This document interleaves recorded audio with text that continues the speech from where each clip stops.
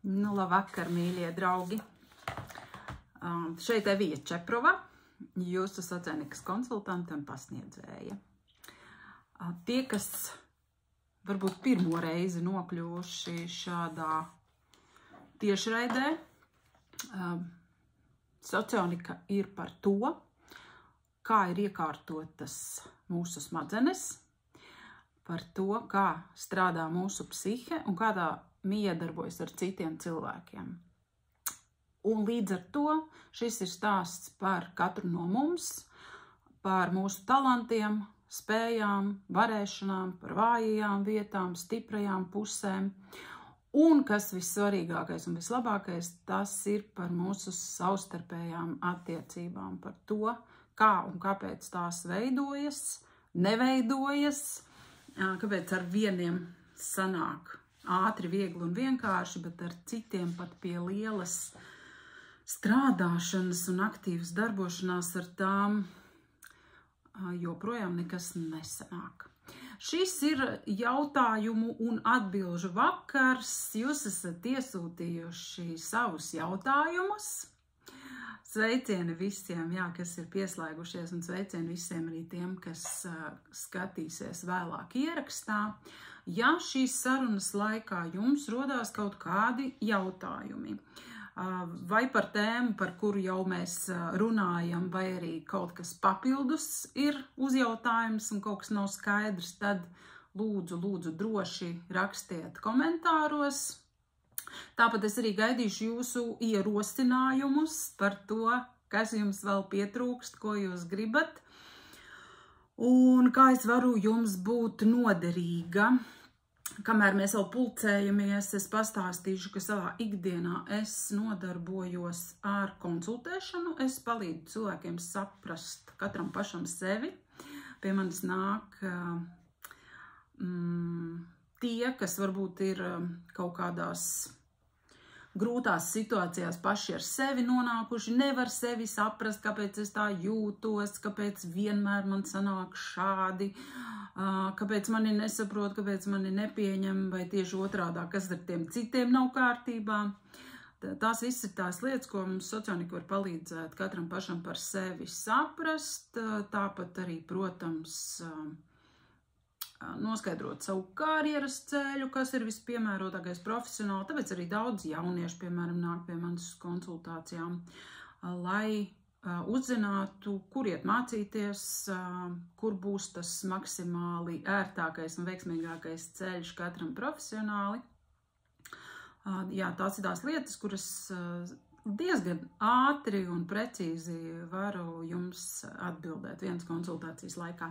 Un tāpēc, protams, arī ļoti aktuāli ir attiecību jautājumi. Par attiecībām nāk runāt gan cilvēki, kas grib izveidot jaunas attiecības, gan tie, kas ir nonākuši kaut kādā strupceļā, kam ir problēmas, grūtības vienam otru saprast, kuri ir uz šķiršanās robežas, kas nevar saprast vai šķirties vai vēl darīt kaut ko lietas labā. Arī šeit sociālnika var diezgan ātri un vienkārši to situāciju izskaidrot, vienkārši noskaidrojot, kas par cilvēkiem ir tie, kas veido šīs attiecības, kāda ir viņu savstarpējā saskaņa, var nosaukt vārdā to, kā jūs abi divi šajās attiecībās jūtaties. Un līdz ar to arī ir daudz vieglāk visus lēmumus savā dzīvē pieņemt, tad saprast, vai tas, kāds ir tas cilvēks, vai tas ir kaut kas tāds, ar ko es spēju sadzīvot, pieņemt, uzzinot, ka viņš ir tāds vai viņa ir tāda un tas nekad nemainīsies. Vai arī tieši otrādāk var saprast, ka ļoti tomēr gribās, lai ir citādāk un kaut ko sev liekt attiecībās vai turpināt slikti justies vai vienmēr kaut ko noklusēt vai vienmēr rīkoties atbilstoši tam, kā varbūt tas otrs sagaida, bet man pašam tā nemaz negribās, ka tas īsti nebūs tas, kas mani padarīs laimīgu. Tāpēc arī uz attiecību konsultācijām nāk gan pāri, gan vieni paši. Vīri atved savas sievas, sievas atved vīrus, un un patiesību sakot, tās ir tādas atvieglojošas un es domāju, ka patīkamas sarunas. Varbūt kādā brīdī arī kaut ko nav patīkami dzirdēt. Bet, kā jau es vienmēr saku, es esmu tas skarbais daktars. Ja? Es esmu skarbais daktars, kas saka, kā ir, bez žēlistības. Tā kā, ja jūs gribat dzirdēt skaudro dzīves patiesību, tad jums pie manis. Bet, ja gribās kaut ko tādu iedvesmojošu un glāstošu, tad laikam tā tas īsti nebūs. Lūk, jā. Un vēl es arī vadu dažādus seminārus un apmācības sociālikā, tā kā tiem, kas kaut ko ļoti grib pamācīties un pie tam vēl arī ļoti noderīgu, iedvesmojošu un praktiski lietojumu, tad visi laipni aicināti. Tieši drīz 13. martā sāksies klātienes, beidzot klātienes kurs sociālikā, tā kā nepalaidiet garām, un it īpaši tāpēc, ka šodien vēl ir pēdējā diena, kad ar ievērojumu atlaidi var šim kursam pieteikties. Tā kā paskatieties mājaslapā cilvēku tipi LV. Un, jā, ja interesē laipni aicināti, tas būs tiešām praktiski, vērtīgi, saprotami un galvenais uzreiz varēs satikt citus cilvēkus, redzēt citus tipus dzīvē, tā kā tā ir manta. Nu labi. Jūs esat iesūtījuši savus attiecību jautājumus, un tad lēnā garā es tos arī lasīšu, sākšu atbildēt, jūs iesaistieties, komentējiet, un darīsim, ko varēsim lietas labā. Tā, mums jau ir jautājums uzreiz. Esmu iepazinusies ar vīrieti, kurš patīk un tā tālāk, ko darīt tad, ja izrādīsies, ka neesam sadarīgs pāris. Es nezinu savu tipu, bet ja, piemēram, to noskaidrot un izrādīsies, ka tas nav mans sadarīgais, tad teikt ar dievas nedara. Ai, mīļie, es zinu, šīs te sajūtas un bailes par to, ārprāts ir vai nav sadarīgs un vai tad tiešām jāpaļaujās tikai uz to, ka nosauc vārdā tipu, saprot šo te divu tipu savstarpējo attiecību sadarību, un tur ir uzreiz gatavs spriedums un nekādu cerību uz mīlestību, tauriņiem un laimīgu dzīvi. Es vienmēr iesaku nesajukt prātā ar socioniku un necensties noskaidrot tipus visiem cilvēkiem uz pasaules vai arī jebkuram, kuru tu esi saticis savā dzīves un arī attiecību meklēšanas ceļā. Primāri ir mūsu iekšējās sajūtas. Es to vienmēr esmu teikusi, ka principā, ja mēs ticētu savai iekšējai sajūtai tam, kā es jūtos savstarpējās attiecībās, esot blakus tam cilvēkam. Ja es klausītos tīri savās ķermeniskajās sajūtās, nevis ar prātu domātu, ja? Nevis analizētu, rakstītu plusus, mīnusus, uzskaitītu labās lietas un ne tik ļoti. Mēs jau arī brīnišķīgi īstenībā bez socionikas tiktu cauri. Tāpēc nevajag domāt par to, ar ko tieši ar kāda tipa cilvēku es tagad esmu satikusies. Ja? Pat ja tu nezini savu tipu un tu neko nezini arī par to otru cilvēku, pirmais, kas ir jādara, jāieklausās sevī. Ko saka tava fizioloģija? Kā tu fizioloģiski jūties blakus tam cilvēkam? Vai tev ir komfortabli, vai tev ir mierīgi, vai tev ir uzticēšanās un paļaušanās sajūta, vai tev ir interesanti, vai tev gribās šim cilvēkam izdarīt kaut ko labu, tā patiesi, nevis piedomājot, nevis atceroties, ka ir taču jāparūpējas vai ir taču jāiepriecina. Kā ir tīri organiski, vai tas sanāk dabiski vai nē, vai ir vilkme pie šī cilvēka, vai viņi ir fiziska, vai viņa ir emocionāla, varbūt tas ir viss kopā. Ja tu jūties labi kopā ar šo cilvēku, un ja tu redzi vai saproti, ka arī pretī ir tieši tas pats, tad nelauziet galvu un neradiet problēmas tur, kur viņu iespējams nav. Tomēr lielākoties tas, ko es esmu pieredzējusi, ka tad, kad jau cilvēks, piemēram, atnāk pie manis uz konsultāciju un viņam ir tā grūtība esošajās attiecībās, viņš ir izdarījis to savu izvēli, varbūt jau apprecējies, varbūt jau bērni piedzimuši, un tad tu sāc domāt, ka kaut kas riktīgi nav. Tad sarunā mēs jau konstatējam to, es prasu, kā jūs iepazināties, kā tu izvēlējies šo cilvēku, kāpēc tu viņu izvēlējies. Un tur, principā, katrs pats ļoti labi var atbildēt, kāpēc tā ir noticis, un cilvēks ļoti labi saprot, kāpēc viņš ir iekļuvis attiecībās, kurās viņam nav labi. Tātad prāts ir ņēmis virsroku, mēs esam kaut ko izdomājuši, izanalizējuši, nosprieduši, piefantazējuši, piedēvējuši tam cilvēkam, un līdz ar to tad arī rezultāts ir tā, kā ir. Mans aicinājums būtu nesasteigt nevienas attiecības. Mēs taču viņas drīkstam testēt, mēģināt, un pats galvenais atcerēties, ka mēs drīkstam būt attiecībās izvēlīgi, jo tas, ko es redzu ikdienas, es ikdienas konsultācijās saskaros ar to, ka cilvēki nav izvēlīgi attiecībās. Viņiem varbūt liekas, ka viņi ir izvēlīgi, bet viņi vispār nav izvēlīgi. Ļoti daudzi tik ļoti gribēdami būt attiecībās, paķer to puslīdz normālo cilvēku, to, smuko meiteni vai to sakarīgo puisi, bet neieklausās sevī, un tādā veidā arī, tur tās visas ziepes arī sanāk. Vienkārši mēs sasteidzam un neizvēlamies. Mīļie, mācamies izvēlēties, mācamies būt izvēlīgi un ejam cauri šim te baisajam attiecību veidošanas ceļam, kad mēs piedzīvosim visādas sajūtas. Ir jāaiziet arī uz sliktiem randiņiem, uz draņķīgiem randiņiem.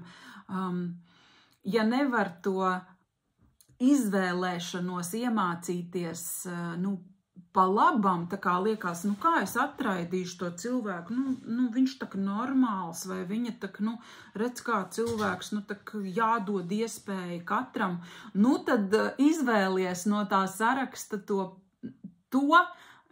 par kuru tev ir pilnīgi skaidrs, ka tu varēsi atšūt vai to puisi vai to meiteni, pamēģini aiziet ar kādu, ko tu skaidri zini, ka viņš tev totāli nedara tas cilvēks, vai pēc vecuma, vai pēc auguma parametriem, vienalga pēc kā, bet, lai cik tas skarbi nebūtu, mums tie cilvēki arī ir jāizvēlās,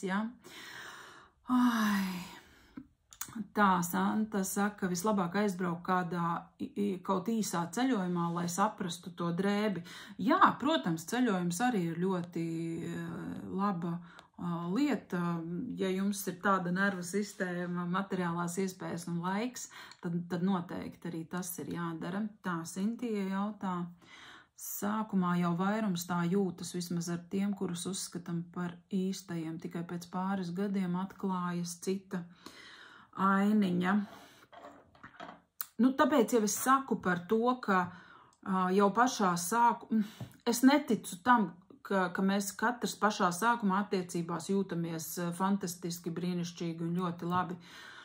Man šķiet, ka tur aizkrīt kaut kādas klapes ciet, un tas ir, man šķiet, tiešā korelācijā ar to, cik ilgi mēs meklējam to otru cilvēku, cik ilgi mēs esam bijuši vieni, cik ļoti tu esi izmisis vai izmisusi sava cilvēka meklējumos, un tad gribās ieraudzīt kaut ko tādu, kas tur īstenībā nav.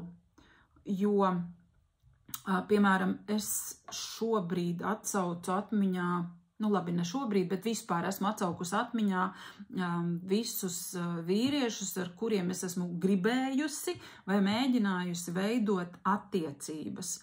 Un pilnīgi visās situācijās es šobrīd secinu, ka tur bija principā vienmēr tīrs izmisums, tā es teikšu, jo tu jau pat īsti nedomā, tu pat uz to otru cilvēku tā, man liekas, kritiski neskaties, tu vispār nedomā, kā tev pašai ir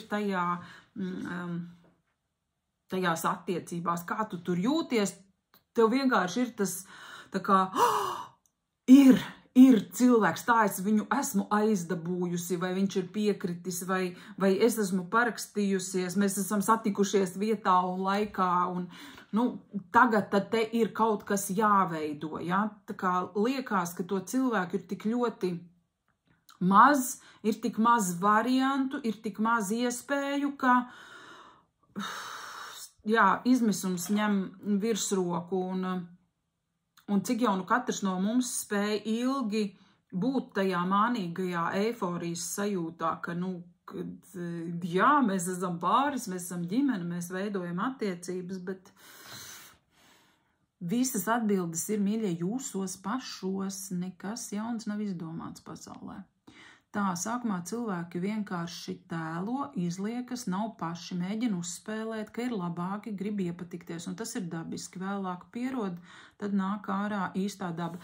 Arī starp citu, jā, arī taisnība, bet es nevarētu teikt, ka tā kā mēģina uzspēlēt, ka ir labāki. Es drīzāk teiktu, ka cilvēki, viņi jau nav slikti vai nedarīgi vai nepareizi, viņi vienkārši noniecina kaut kādas savas labās pozitīvās īpašības un liekas, ka kaut kā citādāk uzvesties vai rīkoties vai citādāk sevi parādīt, ka tas ir labāk vai ka tas ir pareizāk vai ka tas ir, ka to no manis sagaida. Mēs ļoti reti uzdrošinamies būt par sevi pašu, parādīt sevi tāds, kāds es esmu, jo mums ir bail, ka tādu, kāds es esmu, mani nepieņems, es nepatikšu tāda vai es nepatikšu tāds, ar tādu raksturu, ar tādām, ar tādu emocionalitāti vai tieši otrādi, es nepatikšu, ka es esmu mazrunīgs cilvēks vai es nepatikšu tāpēc, ka es esmu emocionāls cilvēks. Un tad mēs kaut ko tā kā sevi apslāpējam, piemānam paši sevi un jā, kaut kur sanāk piemānīt arī to otru cilvēku. Tāpēc viens no tādiem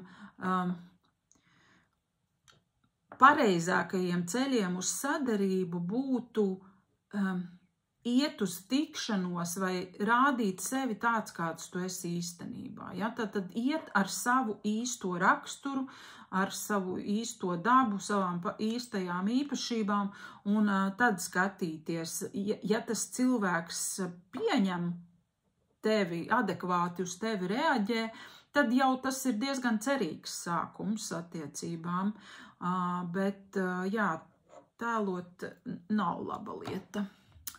Tā, ir pieņēmums, ka liela vecuma starpībai ir nozīme attiecībās, bet vai tā ir, ko par to saka socionika? Ja ir īstais, tad tam nav nozīmes. Par vecuma starpību, ko mēs katrs uzskatām par lielu vecuma starpību, es bieži dzirdu, ka ir cilvēki, kas saka, 3 gadu vecuma starpība, tas varētu būt maksimums, un tur domāt, kad 5 vai 10 gadi, tas jau vispār liekas kosmos. Jo it īpaši sievietes, piemēram, atnākot uz attiecību konsultāciju, meklējot attiecības, ja viņai ir, teiksim, 50 gadi, viņa saka, tā jau mani vienaudži nav diezko tādi sprauni un džiperīgi, tu man vēl saki, ka skaties uz tiem, kas ir 10 gadus vecāki. Tad ārprāts tas taču būs jau 60-gadīgs vīrietis, viņš taču vispār būs sačākstējis večuks pensionārs, un vispār viss ir briesmīgi. Viss ir atkarīgs no konkrētā cilvēka. Šeit socionikai īsti nav teikšanas vai nav nozīmes vecuma starpības ziņā. Vairāk viss ir atkarīgs tātad no konkrētā cilvēka, kāds viņš ir, cik viņš ir labi saglabājies, par sevi rūpējies, vai erudīts, vai veiksmīgs dzīvē, vai depresīvs, visas lietas, viss kopumā ir būtiski. Un, protams, arī tas vecuma periods vai attiecību mērķis, tam jau arī ir nozīme, ja? Un tad tai vecuma starpībai varbūt ir lielāka teikšana, ja? Jo, piemēram, ja mēs dibinam svaigas jaunas attiecības jaunībā, 30 gadu vecumā, varbūt nav vēl bērnu, ja mēs gribam vīt to ģimenes ligzdiņu, dzemdēt bērniņus, audzināt viņus, tad varbūt īsti taisnīgi tas tā nebūs, ja, sievietei, piemēram, 30 gadi, bet vīrietim 50, ja. Kaut gan viss no konkrētiem cilvēkiem ir atkarīgs, bet man šķiet, ka tad, kad jūs jau veidojat attiecības tīri sev, baudīšanai, kad bērni jau iespējams ir izauguši, izskoloti, kad mums gribās attiecības savai sirdī, pavadīt kopā foršu kvalitatīvu laiku.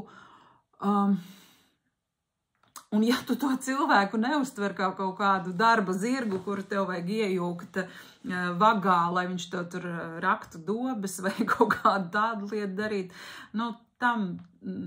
tas vairs tad nav tik būtiski, kāds tur tas vecums ir. Viss jāskatās no konkrētajiem diviem cilvēkiem, kuri ir satikušies un kādas mums ir tās patikšanas.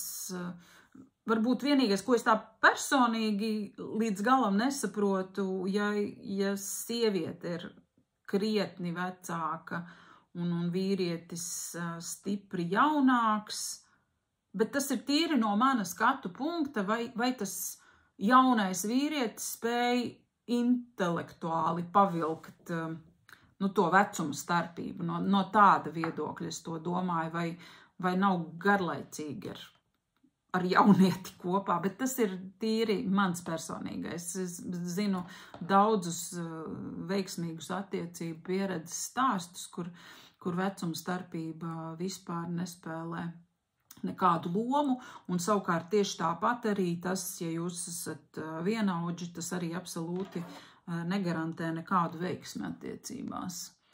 Tā. Santa saka, agri sākumā ir demo versija ar paraugu demonstrējumu, tādēļ var bišķi aizmālēt objektivitāti. Jā, arī tas. Tā, vai jūs man vēl kaut ko šeit jautājat? Tā, šeit jautājumu nav, tad es pāriešu pie tiem, ko jūs esat atsūtījuši. Tā, tad jautājums ir tāds, kā saglabāt cerību, ka arī es sastapšu sev piemērotu partneri, pēc neskaitāmiem meklējumiem un darot visu pēc labākās sirdsapziņas sāku pagurt.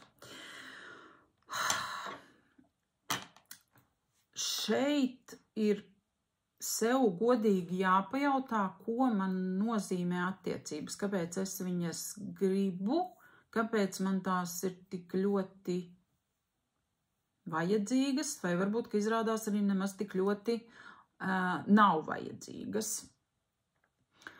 Es atceros sevi tajā periodā, kad es veidoju savas jaunās attiecības, ka es tās meklēju. Kaut kādā mērā var teikt, ka es biju tā kā apmāta ar šo tēmu. Man vajadzēja attiecības, man bija pārliecība, ka tas ir ļoti svarīgi manā dzīvē, un es neskaitāmas reizes mēģināju sevi piemānīt vai iestāstīt kaut kā sev, kad, paga, bērni tev jau ir galu galā, ja nesanāk ar tām attiecībām, tad, tā kā var pievērsties karjerai, var taču karjerā realizēties un tur sasniegt, bet kaut kā šīs sarunas pašai ar sevi uz mani veiksmīgi neiedarbojās. Man joprojām tās attiecības vajadzēja, un lai arī cik reizes es dzēsos ārā no iepazīšanās portāliem, lai cik reizes es dusmojos un teicu, ka nē, šeit nekā nav, te ir tikai pilns ar idiotiem, kur ir normālie vīrieši, viņi taču vispār neeksistē, bet ņemot vērā manu iracionālo dabu, ka man ļoti ātri aizmirstās tā mana iepriekšējā apņēmība, tad nepagāja pārāk ilgs laiks, kad es atkal biju atpakaļ reģistrējusies iepazīšanās portālā un turpināju tos it kā bezcerīgos meklējumus. Jā, no šodienas skatu punkta es apzinos, ka bija kaut kādi tādi varbūt neveselīgi posmi, ka tas, ko es jau pašā sākumā teicu, ka tik ļoti gribās tās attiecības, ka tu esi gatavs viņas veidot un mēģināt, tā kā ar jebko, kas ir pretējais dzimums un kaut puslīdz iedarās tai tavā vērtību sistēmā, varbūt pat nevērtību sistēmā. Normāls mēģināšu. Bet tur ir arī jāpiedzīvo pieredze. Ja? Attiecību veidošana, attiecību meklējumos mums ir jāiegūst pieredze, jo tad, kad mēs tikko sākam, tad, kad mēs esam jauniņie Tinderī vai jauniņie, kur tur otrā pusē vai kur tagad iepazīstās visādās vietās. Viss ir jauns, nepazīstams, tas ir ļoti līdzīgi, kā jūs, pieņemsim, aiziet uz sporta zāli, kurā jūs esat pirmo reizi, tu neko nesaproti no tiem trenažieriem, tev liekas, ka visi cilvēki uz tevi skatās, visi noteikti tevi vērtē, visiem ir kaut kāds viedoklis par tevi, un tu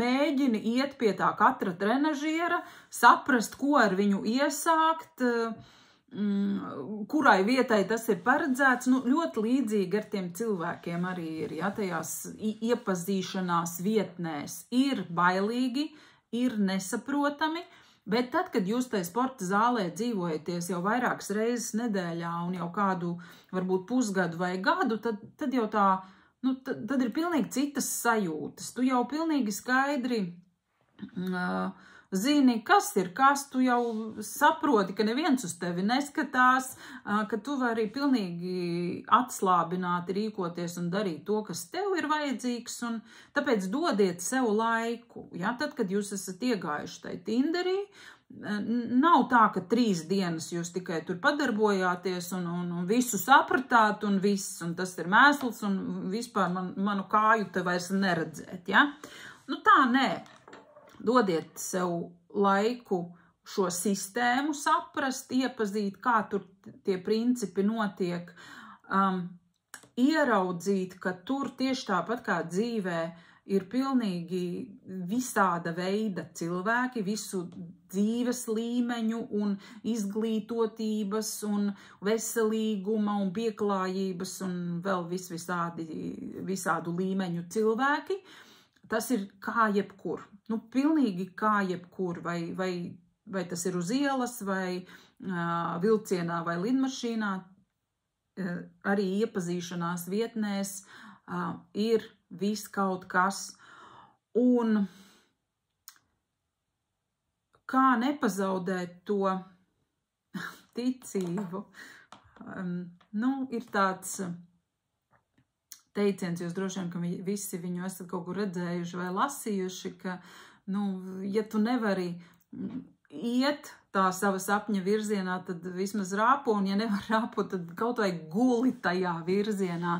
Neatmetiet to domu, ka es esmu gatavs attiecībām, es gribu attiecības. es kā iracionālais tips, ja, es arī teikšu savu iracionālo metodi, kā vajag pasūtīt visumam to savu cilvēku, ja, vai kosmosam, sauciet, kā to gribat, uzticaties, ka tas notiks, bet Sintī saka, es jau guļu ļoti pareizi. Nevis tā uzticēties, kad, lai notiek, kas notikdams, es tagad guļu gultā un gaidu savu lielo mīlestību. Nē, mums vajag darīt, rīkoties, iet uz tiem pašiem sasodītajiem randiņiem, nav nekas labāks izdomāts. Iet un iet un iet un iet, un kas ir ļoti svarīgi, pamainiet savu uzmanības fokusu. Tas, ko es redzu, tad, kad pie manis atnāk uz konsultāciju, kurā es palīdzu pašķirot tos Tinderus vai papētīt tos profilus, visiem viena un tā pati pieeja. Mums ir kaut kāds cilvēka tipāžs, kurš mums patīk.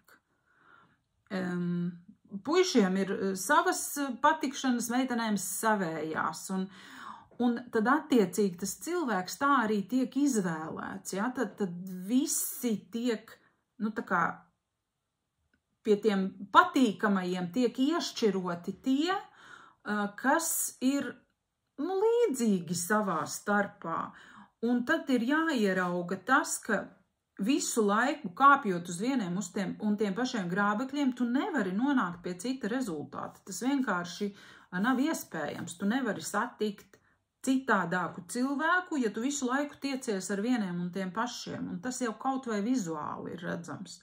Un lai kaut vai šo jūs saprastu, es jums silti iesaku izmantot iespēju atnākt uz to klātienes kursu Socionikā, lai mēs kopīgi varam skatīties bildes, video un visu kaut ko par to, kā tie tipi izskatās, ja, lai jūs ieraudzītu to arī paši ar savām acīm, kur es aizšauju greizi.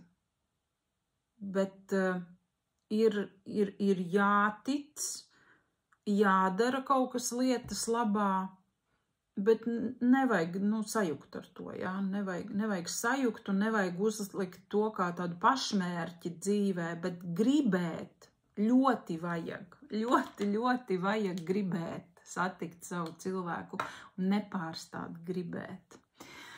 Tā, Agris saka, nodomam vai, kā teica, pasūtījumam debesīs ir ļoti liela nozīme no ezotērikas strādā. Ir arī vēl stipri jātic tam, kas strādā. Sauciet kā gribat. Katrs mēs to formulējam vai nodefinējam sev saprotamos vārdos. Es teiktu, ka tā ir paļaušanās. Ja? Paļaušanās, ka tad, ja es no savas puses daru labāko, daru maksimumu, kas ir iespējams, es to savu cilvēku noteikti satikšu.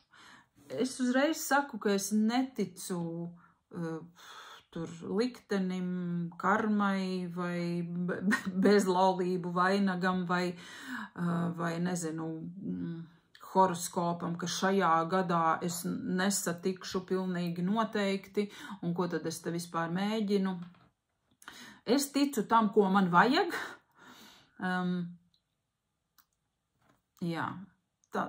Tam, kas man ir izdevīgi, tam es ticu.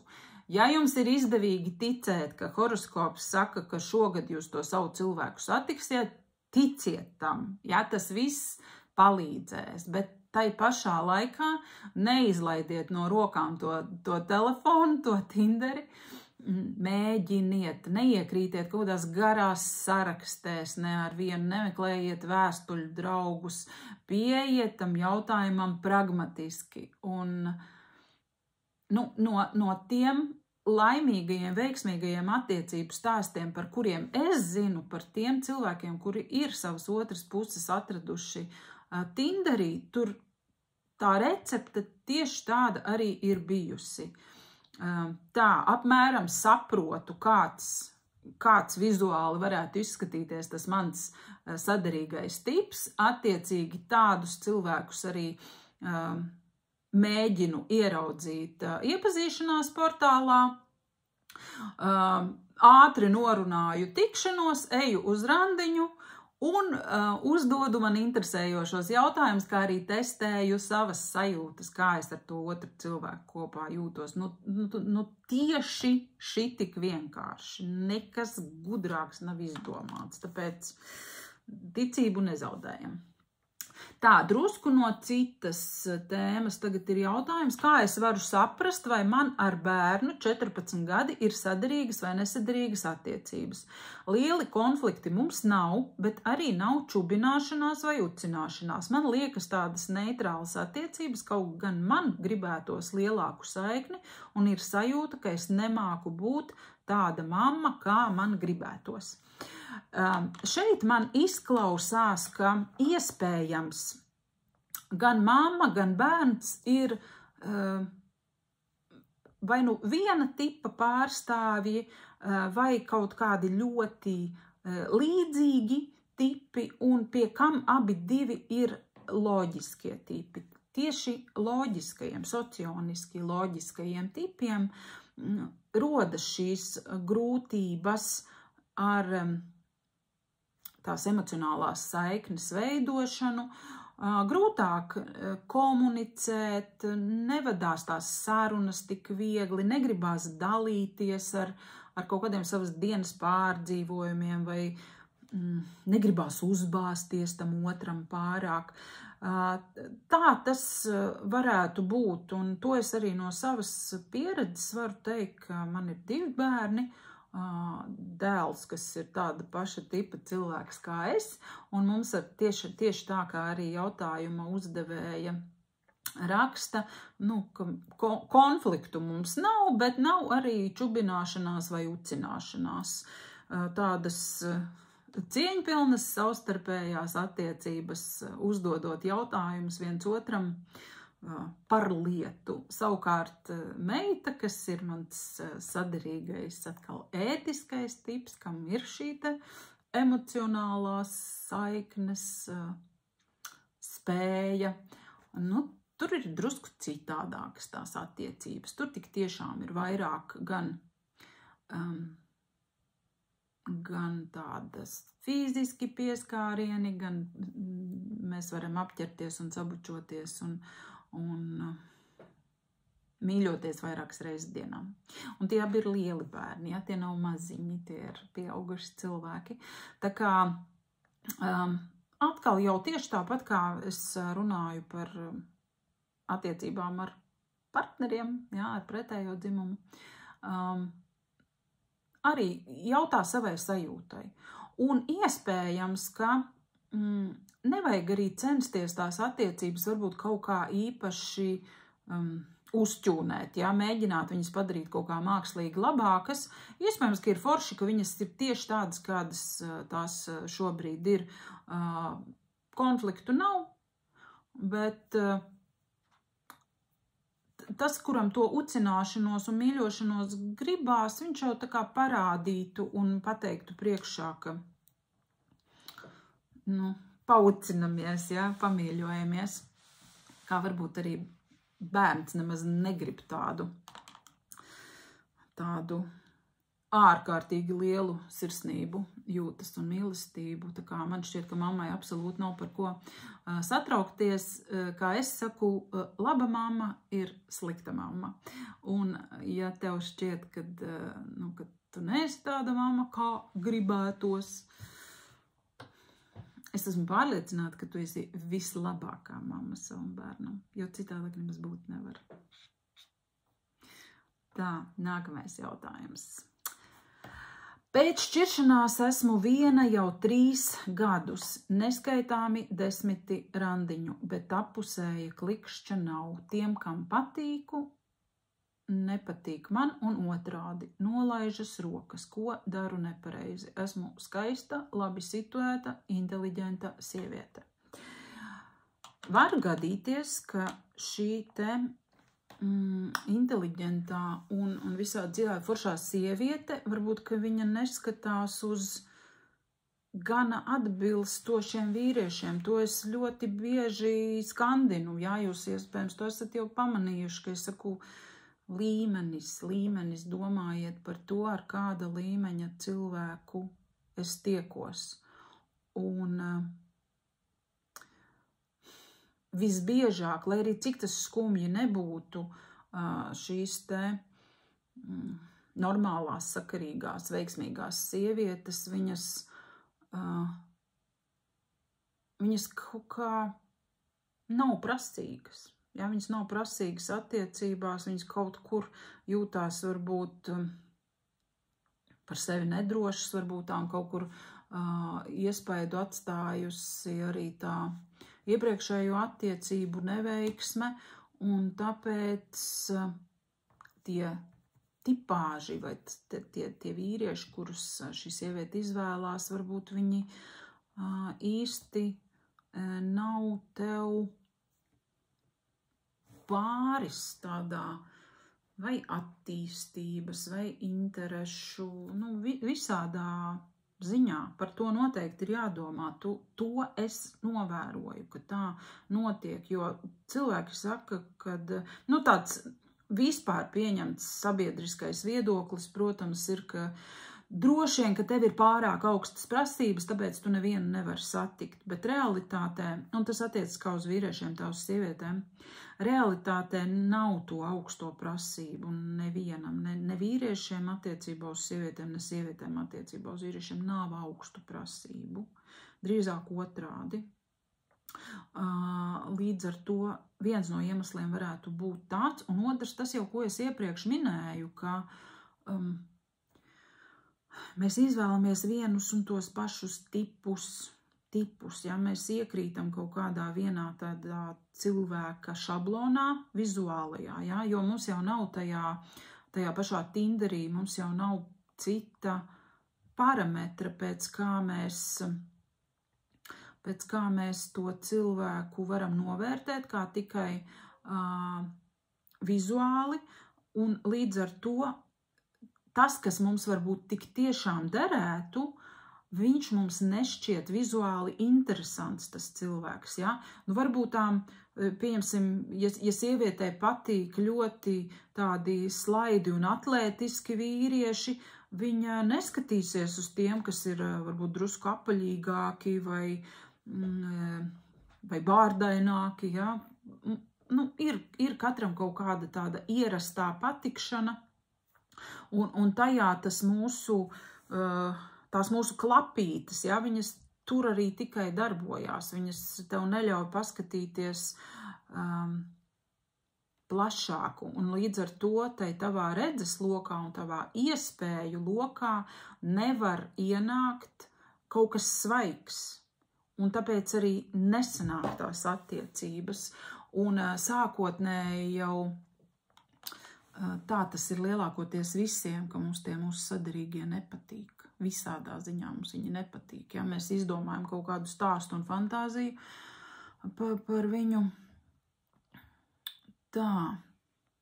Jautājums. Ko darīt, ja esi precējies, ir ģimene, bet tas, ko jūs stāstat par duālajām attiecībām, izklausās pēc kosmosa, kā pieaugušam cilvēkam ticēt Ziemassvētku vecītim. Gribas ticēt un sajust duālu uz savas ādas, bet nešķiet reāli. Tās stāstītās fantastiskās sajūtas izklausās kā skaista pasaka.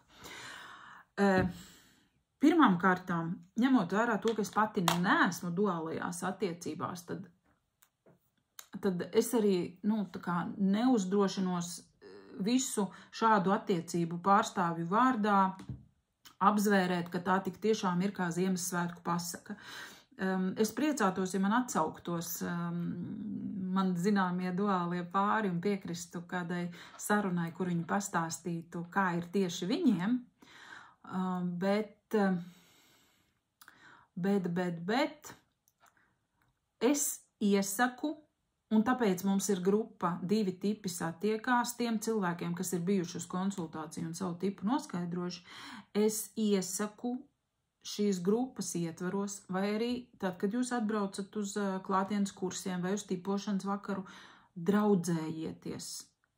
Ķeriet un grābiet tur to savu saderīgo, nosēdiniet viņu sev blakus un sakat, vai tagad runājamies, komunicējam, es gribu sajust šīs te duālās sajūtas. Kā tas ir? Es gribu noticēt, ka eksistē Ziemassvētku vecītis, un draudzības nav jāveido obligāti ar pretējo dzimumu. Draudzību ir jāveido ar sava dzimuma cilvēku, kas ir droši, tas tevi nekā neapdraud, un tas ir arī tas, kur es izmantoju šīs te duālās attiecības. Es baudu draudzības ar manām duālajām Napoleonu meitenēm. Viņa katra ir savādāka un unikāla, bet ar viņām visām man patīk komunikācija, man patīk mūsu attiecības, un man ļoti patīk tas, ka tieši šajā komunikācijā, tieši šajās draudzībās es varu būt tik maksimāli īsta, kā vispār nekur. Šīs attiecības mani atbrīvo, vienkārši tik ļoti atbrīvo, ka es izbaudu to, ka uztver manus jokus vai uztver manu slikto garstāvokli vai manu pesimistisko skatījumu uz dzīvi, visu manu Balzaka būtību visā savā krāšņumā, ja? Es iesaku ar to sākt, un tur jums tā ticība un pārliecība radīsies, ka tik tiešām eksistē attiecības, kuras ir foršas, kuras ir vieglas, un jums uzreiz jau būs tas šablons ar to cilvēku, kad tu saproti, es gribu tiekties tieši pēc šādām sajūtām, es gribu tā justies. Jo tādās partneru attiecībās, ja, pāris, kur mēs gribam veidot nopietnas attiecības, ģimeni un tā, protams, ka mums tur ir arī tāda zināma trauksme, bailes par neizdošanos, varbūt tā mēs kaut ko ne tā un ārprāts, un tā jau bija tik grūti to duālo dabūt, un ja es vēl tagad visu sačakarēšu, un ja nu man nesanāks, ko tad iesāk, kur es atkal nākamo duālo dabūšu, tad draudzībā mums nav šī nasta, mums nav tas, tā lieta jānoved līdz galam, mums ir vienkārši jādraudzējās. Tāpēc, jā, sākat ar to, noteikti sākat ar draudzēšanos ar sadarīgajiem, sarakstieties ar sadarīgajiem. Es to vienmēr saku visās grupās, lai arī kur mēs būtu. Ja jūs kaut kur padzirdat, ka ir kāds jūsu sadarīgais tips kaut kur, aizrakstiet vēstulīti, norunājiet, padzert kafiju, satiekaties, papļāpājiet. Jā, varbūt ar visiem tur nesanāks būt gluži uz viena viļņa, bet katra šī jaunā sadarīgā draudzība jūs katru bagātinās, jūs varēsiet noticēt savai pievilcībai, jūs noticēsiet tam, ka bet es patīku tāda, kāda es esmu. Man izrādās, nekas sevī nav jāmaina. Un tas ļoti ceļ pašvērtējumu. Un tad, kad tev ir augsts pašvērtējums, tu jau pilnīgi citādāk ieej vai sāc veidot tās jaunās attiecības. Kamēr tev ir zemes pašvērtējums, tu esi ļoti pieticīgs un maz prasīgs attiecībās. Un tu esi nepārliecināts par sevi un tad tu spītējies un kašķējies un aizstāvi savu taisnību un miljons visādu lietu no zema pašvērtējuma. Tā kā draudzējamies. Tā, ko jūs man te vēl jautājat? Jā, tā duālo pieredzes sarunu vajag. Jā, tātad duālie atsaucās, kur ir gatavi atnākt, padalīties un pastāstīt citiem, cik jums forši iet, kā jūs jūtaties jūsu attiecībās.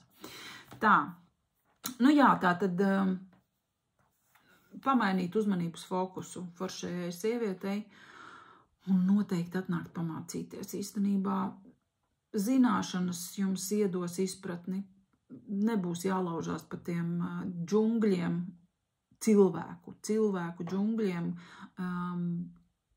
mēģinot katru uztaustīt un saprast. Tas tips mums tik daudz iedod informāciju par cilvēku, ka jūs pat iedomāties nevarat. Tā. Tad ir tāds jautājums, kāpēc neizdodas izveidot mīlošas attiecības? Droši vien jau, ka tas ir tāds kopums no visa tā, ko es iepriekš stāstīju.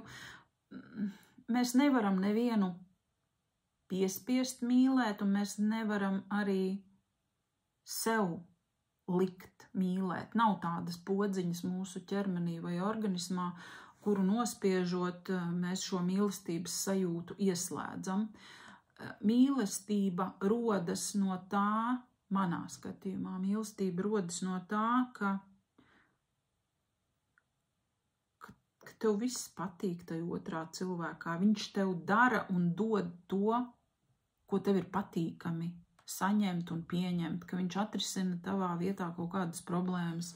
Mīlestība rodas tur, kur tu otram vari palīdzēt un būt noderīgs, no tādas miedarbošanās, no tā, ka ļoti maz kas tracina vai kaitina vai maz ir to lietu, kuras ir grūti pieņemt vai saprast otrā cilvēkā. Tur tā mīlestība rodas.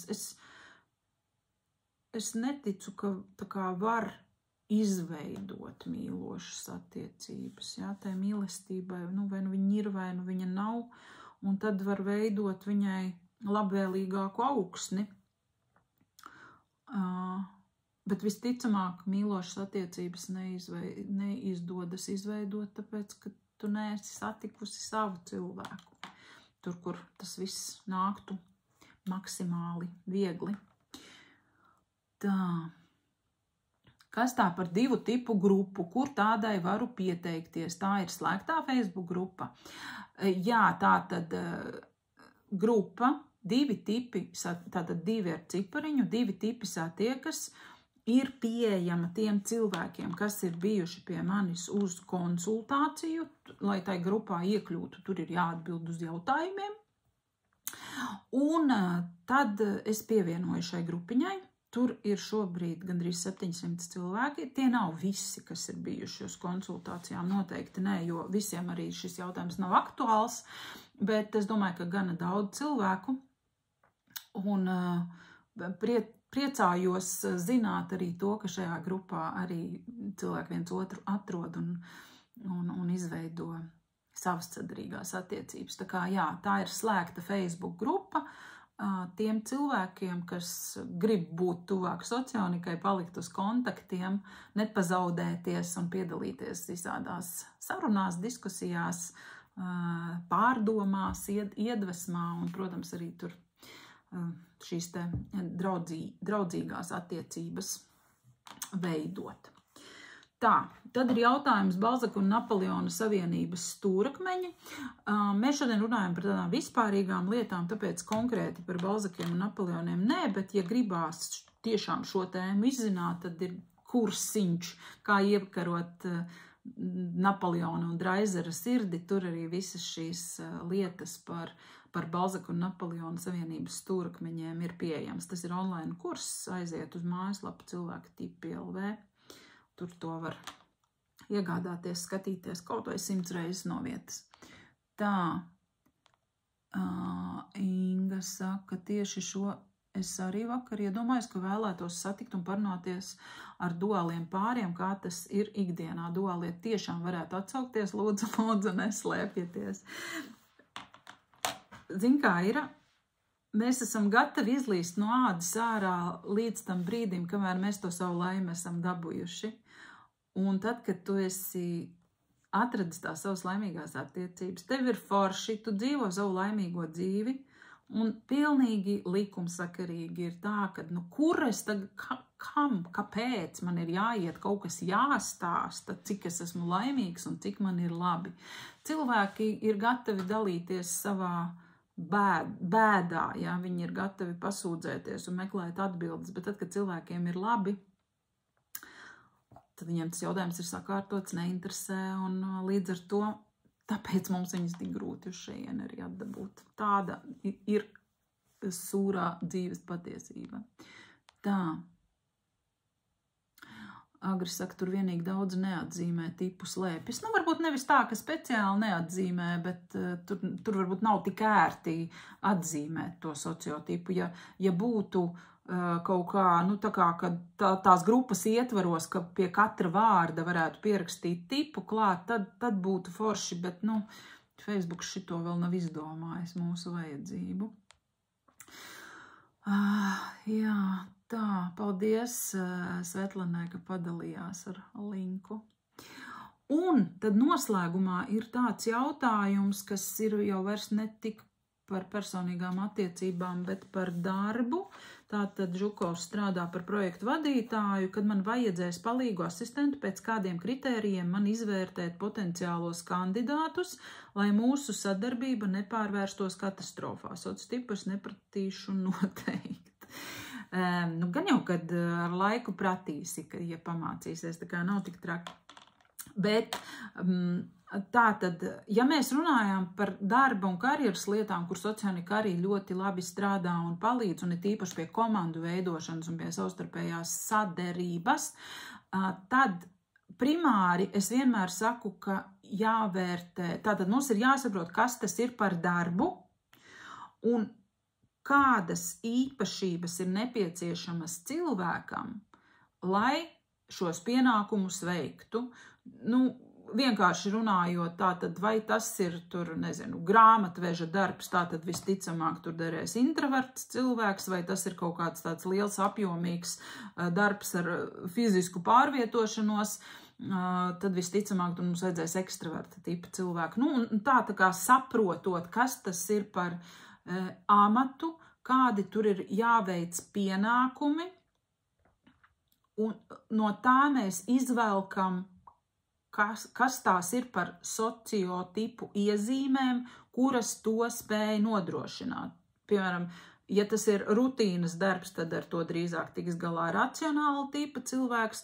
Ja tas ir tāds dinamisks, mainīgs, kur tu nekad nezini, kas nākamajā dienā notiks, tad tas visticamāk būs darbs, kas ir vairāk piemērots iracionāla tipa cilvēkam. Nu šādā te veidā.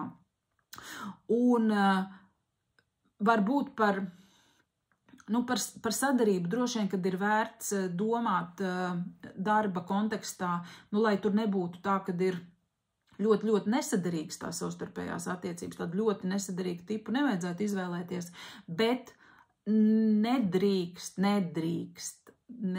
strādāt kopā ar savu duālo, nedrīkst strādāt ar savu duālo, tāpēc, ka duālās attiecības ir atslābinošas attiecības un strādāšana tur nesanāk. Ja? Tātad duālo tipu, savu sadarīgo nekad neizvēlamies ne par biznesa partneri, ne par sadarbības partneri, ne par asistentu, ne par... Nē. Duālās attiecības mums ir ģimenes dzīves baudīšanai. Tā, es te biju ciemos, Ines saka, pie viena 100% sensorā un cilvēks daudz runāja par to, ka besija, ka eks-sievai tā kārtība vispār neinteresēja. Māja tāda kā muzejs apmēram bez neviena putekļa. Pie sevis padomāju, ka es savā intuīta miteklī tādu nevarētu uzaicināt. Justos kaut kā nenormāli saspringti. Oi, jā, es tevi, Ines, ļoti labi saprotu šajos jautājumos, kad šajā tēmā sāk iebraukt cilvēki, kas mācās socioniku, intuitīvie tipi ļoti bieži pie šī uzkarās un nobīstās, ka viņiem piekasīsies par to, kāda ir vide ap viņiem, kā viņi izskatās, kā viņi rūpējās par savu māju un tam līdzīgas lietas. Labā ziņa ir tā, ka saderīgajās attiecībās jūs tomēr viens no otra pārņemat kaut kādas iezīmes, īpašības, prasmes, varēšanas. Mēs tā kā iemācamies to, kas tam otram cilvēkam arī būtu svarīgi, un līdz ar to tur varbūt nav tā, ka uz pirkstiem tev gluži neskatīsies, jā, vai tev diez vai tavs saderīgais līdīs tavās atvilknēs pārbaudīt, vai tev apakšbikses pareizi salocītas, vai vienkārši smuki samētātas, ja? Tā kā tik traki nebūs, bet ziniet, kas ir svarīgi ar tiem sensoriem, ne jau viņi piekasās, un ka viņi tur ir iedomīgi, ka viņiem tā muzeja kārtība ir vajadzīga, tāpēc, ka principiāli vajadzīga, izprotot to, ka sensorie tipi pasauli uztver ar acīm. Viņi vienkārši nevar atslēgt savu redzēšanu, savu redzi. Tad jau ir arī citādāk tā kā apzināties, kāpēc viņš to grib, kāpēc viņam tas ir vajadzīgs. Jo mēs intuitīvie tipi, mēs no tās realitātes varam atslēgties. Mēs viņu spējam neredzēt. Tas sensorais viņš nespēja neredzēt. Tāpēc arī caur tādu izpratni mēs daudz ko varam pieslīpēt un izdarīt patīkami arī tam otram par prieku. Un manā skatījumā arī nav jau nekā slikta tajā tīrībā un kārtībā. Ja mēs iemācamies saorganizēt tās lietas, piedomāt tam līdzi, tad jau mūsu dzīve paliek tikai kvalitatīvāka. Ja? Viņa paliek skaistāka, smaržīgāka, komfortablāka. No tā jau iegūst. Nekā slikti jau tur būtībā nav. Tā. Kā ar pusduālajām darba attiecībām? Pusduālās attiecības darbā? Tur jāskatās ir konkrēti pienākumi, ko jūs darat. Pusduālās ir labas attiecības. Labas, viņas neatslābina, ja? Tas nav tik traki, kā būt ar duālajām attiecībām darbā. Tās ir labas, komfortablas savstarpējās attiecības. Bet, ja komandā, piemēram, lai mikroklimatu veselīgu veidotu, viss ir āgri atkarīgs no tā, cik ir liels kolektīvs, ja? Cik mēs ļoti varam izvērsties tā mikroklimata veidošanā. Ja tev kolektīvā strādā 30 vai 60 vai 180 cilvēki, par ko mēs tur daudz varam sapņot par kādu mikroklimatu un par kādu sadarību. Ja? Tas ir vienkārši utopisks sapnis, tagad pielasīt visiem sadarīgu komandu. Tā tas droši vien, ka dzīvē nenotiek, bet par ko ir vērts padomāt, ja jūs saprotat, ka tā komanda nav īpaši sadarīga, nepaļauties tai mūsdienu modes tendencei strādāt visiem atvērtajā plānojumā, būt vienā telpā. Tā kā, ja varbūt tām ir tāda grūtāka gaisotne, tad ir vērts padomāt par iespēju vai nu strādāt attālināt vai iedalīt kādam cilvēkam atsevišķu telpu. Jā. Mans personiskais viedoklis ir tāds, ka tā sadarība